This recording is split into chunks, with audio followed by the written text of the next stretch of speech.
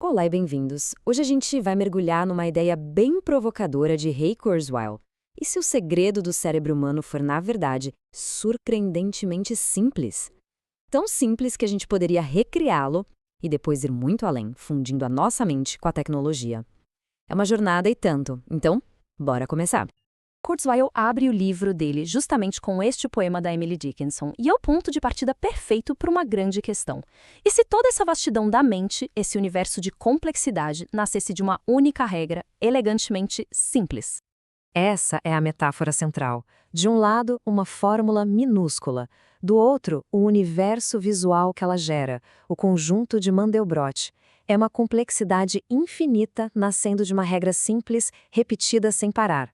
A grande sacada do Kurzweil é que o nosso cérebro talvez funcione de um jeito muito parecido. Vamos começar pelo segredo do cérebro.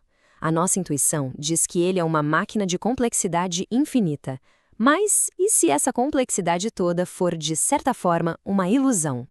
A ideia central de Kurzweil é que o neocórtex, a parte do cérebro que cuida do nosso pensamento mais elaborado, não é uma caixa de ferramentas cheia de peças diferentes. Pelo contrário, seria uma estrutura uniforme, quase como um tecido feito de um único tipo de fio que aprende a fazer tudo, desde reconhecer um rosto até compor uma sinfonia. Certo, então se o cérebro usa um único truque para tudo, qual seria ele? Isso nos leva ao que ele chama de algoritmo da mente, a teoria que seria a chave de tudo. É a teoria da mente baseada em reconhecimento de padrões, ou TRMP. A ideia é que tudo que a gente pensa é, na sua essência, um ato de reconhecer padrões. O cérebro seria uma máquina feita para buscar, organizar e até prever padrões em tudo, desde formas simples até as ideias mais abstratas. E o processo é todo hierárquico. Para a gente ler a palavra maçã, o cérebro não processa tudo de uma vez. Primeiro, reconhecedores de baixo nível veem linhas e curvas. Eles mandam a informação para um nível médio que forma as letras. Um nível acima, as letras formam a palavra. E lá no topo, a palavra se conecta a uma rede inteira de conceitos. O sabor, a imagem, as memórias. Tudo é construído assim, camada por camada. E a escala disso é simplesmente impressionante. A estimativa é que existam cerca de 300 milhões desses reconhecedores de padrões no nosso neocórtex. Cada um deles é uma pecinha simples, mas juntos, numa hierarquia gigantesca, eles criam toda a complexidade do pensamento humano.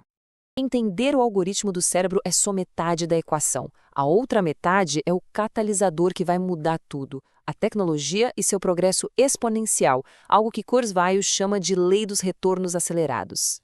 A lei dos retornos acelerados basicamente diz que o progresso não é uma linha reta, mas uma curva que dispara para cima.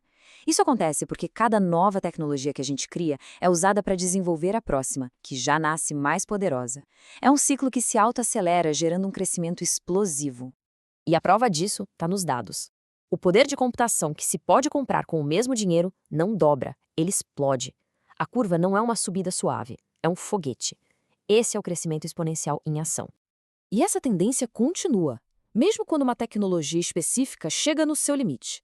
A gente passou das calculadoras mecânicas para as válvulas, transistores, circuitos integrados e agora estamos entrando na era da computação 3D. Toda vez que um paradigma se esgota, outro surge para continuar a aceleração. Então, o que acontece quando a gente junta essas duas peças? De um lado, o código-fonte da mente. Do outro, um poder computacional que cresce sem parar. A resposta é a construção de um novo tipo de cérebro.